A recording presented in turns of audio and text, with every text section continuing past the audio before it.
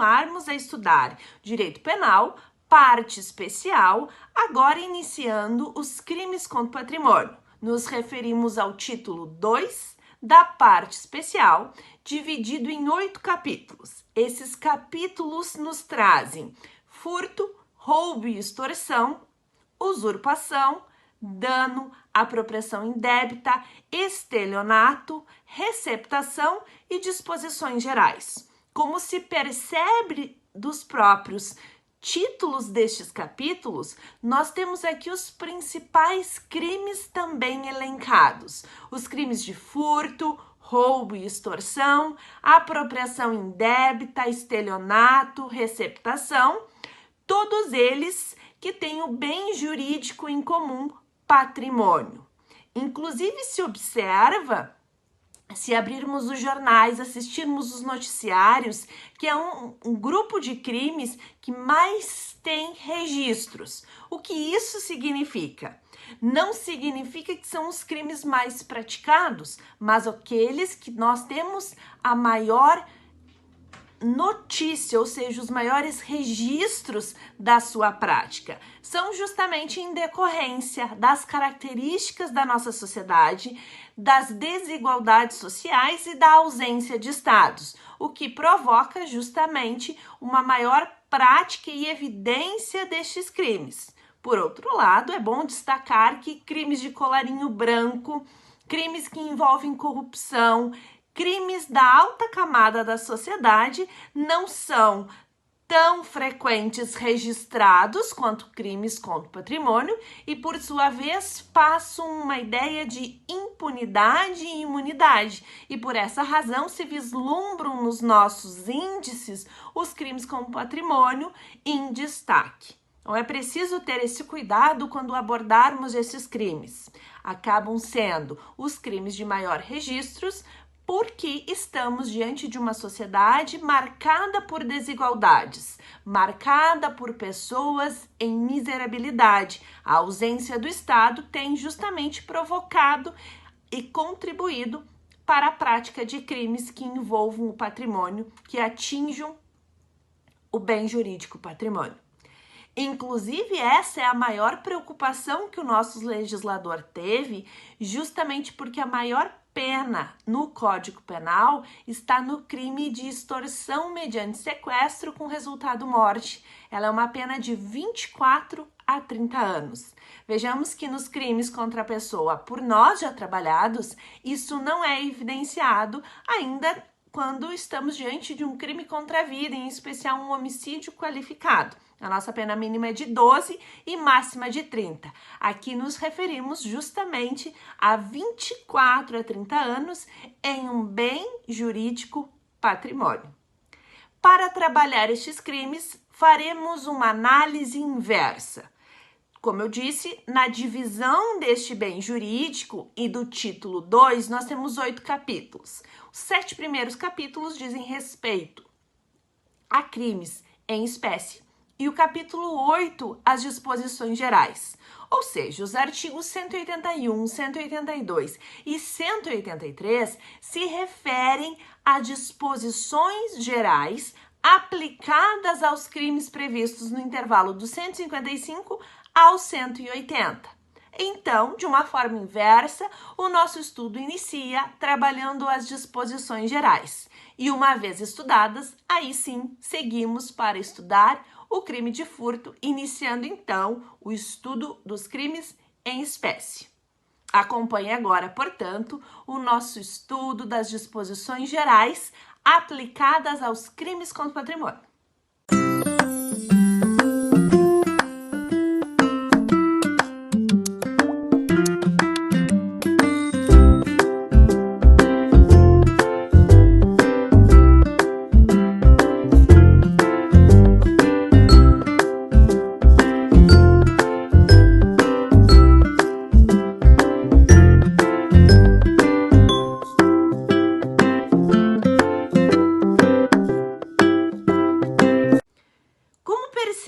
Na redação dos artigos 181 e 182, o que nós temos são imunidades absolutas ou relativas. Isto é, são escusas absolutórias ou relativas aplicadas ao autor do fato. Trata-se de uma política criminal em que se compreende uma proteção à família, ao núcleo familiar, em decorrência dos danos que possam ser causados pela incriminação e persecução penal quando nós temos o reconhecimento da prática de um crime de furto no seio familiar. Então, se observarmos o que será abordado a seguir, nós temos no artigo 181 escusas absolutórias, ou seja, uma isenção de pena para aqueles que se enquadram nos incisos ali elencados, assim como imunidade relativa no 182, em decorrência da proteção da família. Como eu disse, trata-se de uma política criminal e uma compreensão da prioridade que a família tem e da proteção do Estado a ela. Justamente por isso se reconhecem essas imunidades absolutas ou relativas, dependendo do caso. No artigo 181, nós temos as imunidades absolutas. Significa que é isento de pena aquele que pratica o crime nas seguintes condições. A primeira possibilidade de imunidade absoluta é quando o crime é praticado tendo como vítima o cônjuge na constância da união. É preciso aqui compreender que cônjuge é aquele em que tem o casamento civil, a partir do momento em que os nubentes expressam perante um juiz a intenção de contrair o matrimônio, até o momento do óbito de um deles, da anulação desta união ou pela separação ou divórcio. É o que a lei civil nos traz. Ou seja, se houver a prática de um crime contra o patrimônio durante a união vigente de um casamento entre autor do fato e vítima, nós temos, portanto, uma imunidade absoluta, ou seja, nós temos uma isenção de pena. É importante aqui observar também que não se faz qualquer menção se eles coabitam ou não. Ou seja, não importa estarem os autor do fato e vítima residindo juntos, ou ainda não se faz qualquer referência se houver separação de fato ou se já tiver sido de fato realizado o divórcio. O que importa aqui é que durante a união deles, a partir do casamento contraído até a extinção do vínculo, autor do fato e vítima mantém a relação de cônjuge e, consequentemente, temos esta imunidade isentando de pena o autor do fato. Também é importante aqui destacarmos a análise que se faz com relação à união estável. Embora nós tenhamos majoritariamente a doutrina compreendendo que não se faz a extensão à união estável, justamente porque se tem o reconhecimento aqui de um casamento civil, é importante lembrarmos que a Constituição Federal, no artigo 226, parágrafo 3º, reconhece a união estável como união civil, assim como o artigo 1723 do Código Civil também o faz. Ou seja, nós não estamos aqui interpretando de forma a prejudicar. Ao contrário, esta imunidade é um benefício. E também atendemos à Carta Magna ao fazer essa interpretação. Logo, aqui compreendemos a compreensão e a extensão do cônjuge à ideia de convivente. Resta apenas na prática fazer a comprovação do término da união para aplicação da referida imunidade, caso for o caso. Caso contrário, não há aqui qualquer objeção, compreendemos pela sua aplicabilidade. É importante ressaltar que esse posicionamento, embora não majoritário, é seguido pelos autores Rogério Greco e Rogério Sanches Cunha. Nossa segunda hipótese, trazida no inciso 2 do artigo 181, é a isenção de pena quando houver a relação de ascendente ou descendente, parentesco legítimo ou ilegítimo, civil ou natural. A escusa absolutória se aplica aqui para quando o autor do fato tiver uma relação de ascendência, pais, avós, ou ainda descendência, filhos, netos, com a vítima e, portanto, ele tem essa isenção. Ainda se faz o destaque que esta relação pode decorrer de uma relação legítima ou ilegítima, civil ou natural.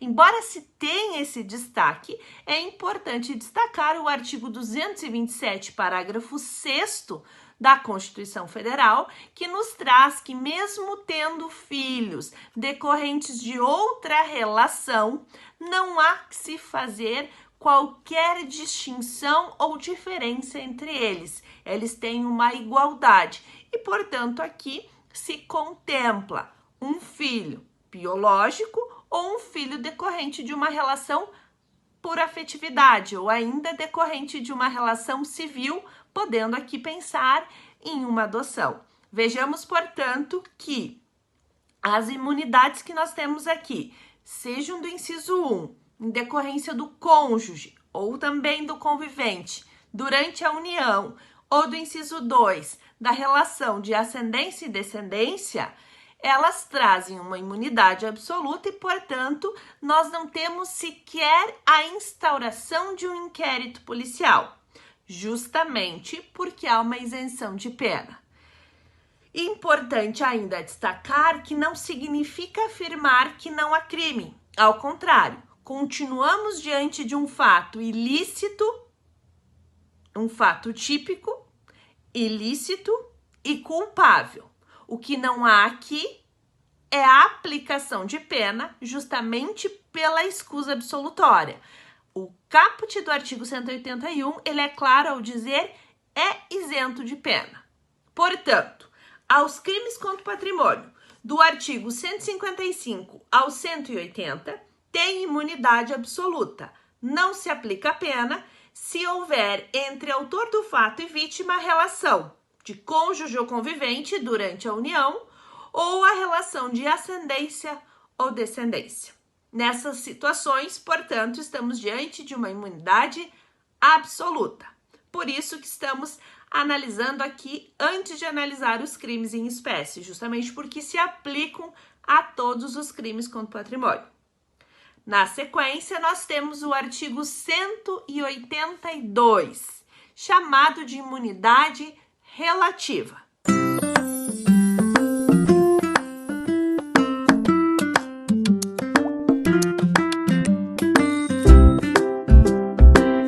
O artigo 182 nos traz as imunidades relativas.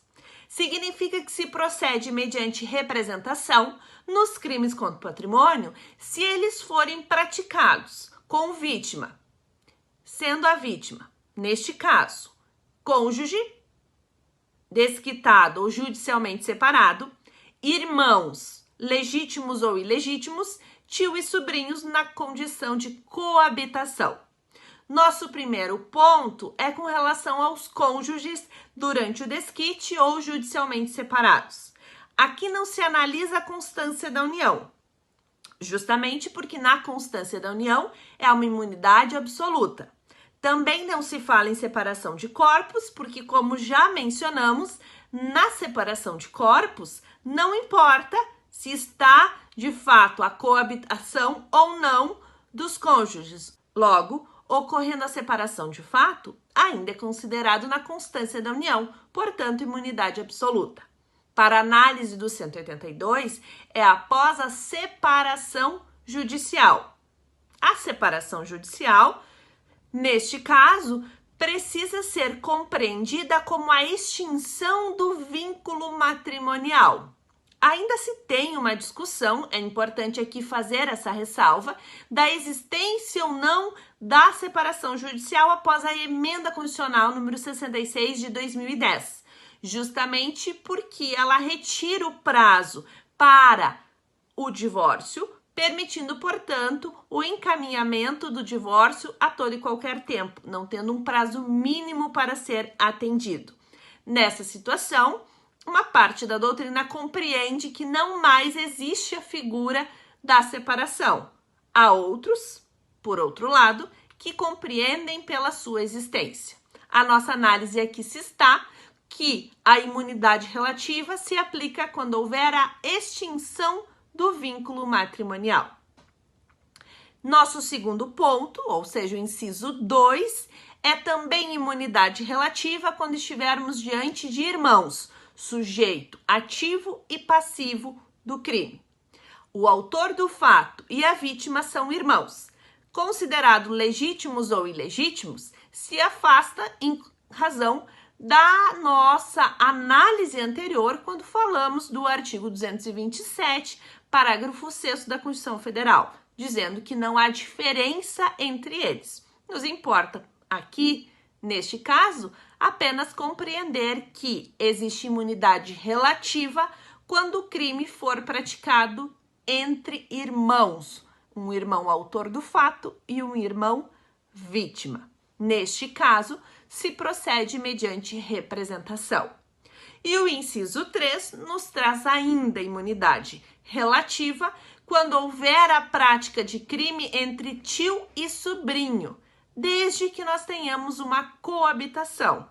Isto significa que somente se procede mediante representação se autor do fato e vítima houver a relação de tio e sobrinho que residam sob o mesmo teto, ou seja, que exista uma coabitação.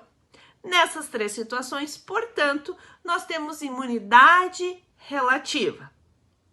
Recapitulando, no artigo 181, imunidades absolutas, aquelas que isentam de pena. No artigo 182, aqui analisado, nós temos imunidade relativa, ou seja, a ação penal passa a ser condicionada à representação se a relação entre autor do fato e vítima estiver inserida nos incisos 1, 2 e 3. Essas são, portanto, as nossas imunidades absolutas e relativas.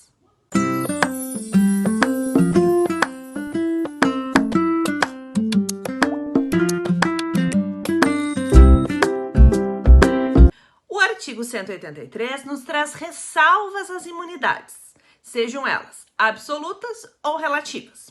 Significa afirmar que não há aplicação, ou seja, não há o reconhecimento de uma imunidade absoluta ou de uma imunidade relativa se houver a prática de crime contra o patrimônio nas condições trazidas aqui nos 3 incisos do artigo 183.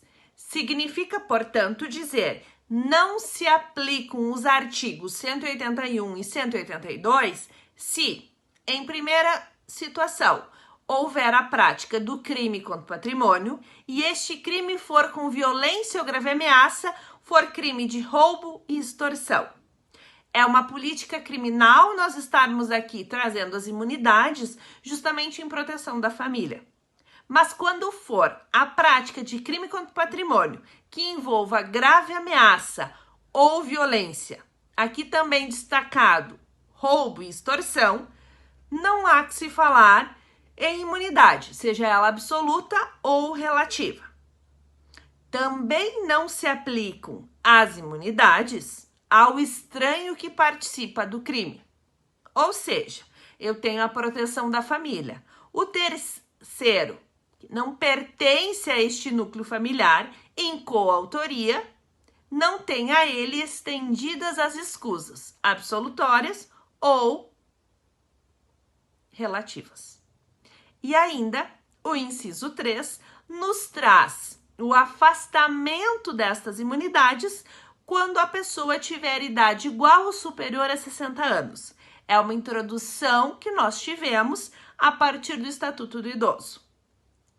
Portanto, não se aplicam imunidades absolutas ou relativas aos crimes contra o patrimônio se for mediante prática de violência ou grave ameaça, ao terceiro estranho que participa do crime, ou ainda se a vítima for idosa. Assim podemos pensar: se estivermos diante da prática de um crime de furto praticado pelo filho com vítima pai, em tese nós teríamos esta possibilidade de imunidade. No entanto, este pai, tendo idade 60 ou mais, afasta esta imunidade. Ou ainda, nós estando diante da prática de um crime de furto praticado do filho contra o pai com idade de 50 anos, não há que se reconhecer o inciso 3. Digamos que este filho está praticando o crime de furto contra seu pai juntamente com um conhecido seu, que não tem a relação de ascendência ou descendência. Ao filho se reconhece a imunidade absoluta e ao estranho, ou seja, esse terceiro que participa do crime, em razão do inciso 2 do artigo 183, não se reconhece imunidade. Da mesma forma, poderia estar pensando em um crime de roubo praticado pela esposa contra o seu marido. Independentemente da idade entre eles ou de qualquer outra situação, nós estamos aqui com a prática de um crime que tem violência ou grave ameaça. Neste caso, também se afasta a imunidade absoluta inicialmente prevista. A partir dessa nossa análise, precisamos concluir que a imunidade absoluta, para quando a prática do crime contra o patrimônio for em detrimento de cônjuge ou companheiro durante a união, ou ascendente ou descendente. O crime contra o patrimônio passa a ser de ação penal condicionada à representação se houver a prática do crime com vítima, cônjuge ou companheiro ao término desta relação, ou a vítima for irmão, ou ainda tio e sobrinho na situação de coabitação. As imunidades absolutas e relativas não se aplicam nos crimes contra o patrimônio se a prática tiver violência ou grave ameaça, ao terceiro estranho que participa do crime, ou ainda se a vítima tiver idade igual ou superior a 60 anos. Essas são as nossas disposições gerais, que se aplicam, como já afirmado, aos artigos 155 ao 180, ou seja, se aplicam do crime de furto ao crime de receptação. Agora, passamos então a estudar os crimes contra o patrimônio, iniciando pelo artigo 155. Até logo mais!